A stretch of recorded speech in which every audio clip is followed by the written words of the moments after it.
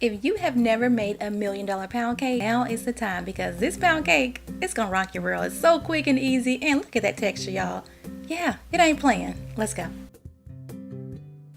Okay, the first thing we're gonna do is add our butter into a bowl. We're gonna mix this butter up until it is nice and creamy and smooth. My butter was room temperature, so here's how it looked when it's all mixed up. That is perfect. Now we're gonna set my timer for 3 minutes, all right? 3 minutes, and we're gonna add our sugar a little bit at a time, and we're gonna mix this up, and we're gonna keep that mixer on low speed. That is the ticket. 3 minutes on low speed, and you will have perfectly creamed butter and sugar without over mixing, because sometimes when you make a pound cake and you over mix that butter and that sugar too much, you'll have those little gluey streaks that nobody likes though. You can still eat it, but who wants the gluey streaks, you know? Okay, that looks great. Now we can move on to our eggs. I'm gonna dump my eggs in here one at a time. Okay, we're gonna mix after each egg. You're gonna mix it up on low just until those eggs are mixed up. You don't want to overdo it. Even though this pound cake does not have any leavening in it, no salt, baking powder, baking soda, you still don't want to over mix it.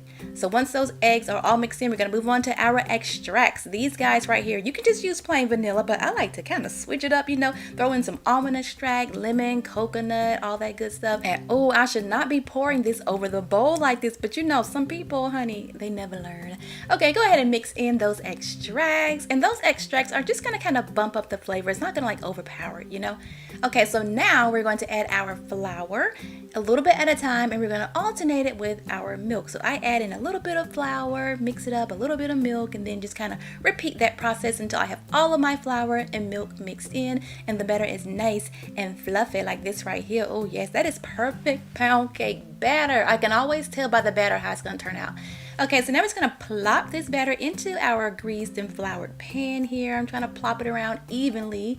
Okay, just like that. Give it a little shake to kind of level out the top, and then kind of pop it on the counter just to kind of get those air bubbles out. We're going to bake it 125 for about an hour, 25 minutes or so. Place it on a cooling rack to cool off, and once that pan is cool enough to touch, you can go ahead and just turn it over and flip it out of the pan very, very carefully. If you have grease and flour at your pan, you should have no problem with it coming out. Once it cool off completely, you can go ahead and level off the bottom so that it's not as, you know, it can sit a little bit flatter.